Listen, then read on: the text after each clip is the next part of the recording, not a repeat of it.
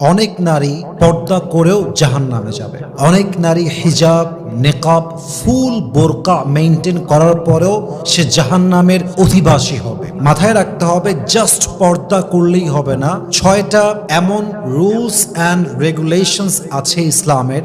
এই 6টা নিয়ম আপনাকে জানতে হবে এবং এই 6টা নিয়ম যে মানবে, আশা করা যায় তাকে জান্নাত দিবে একজন। বলেন সবাই, তিনি কে? 1 নাম্বার, আপনি বোরকা পরলেন, নেকাব পড়লেন, কারণ নাই অকারণে বাহিরে ঢ্যাং ঢ্যাং ঢ্যাং ঢ্যাং করলে ঘুরলেন, বাজারে গেলেন, নদীর ধারে গেলেন, কারণ ছাড়া।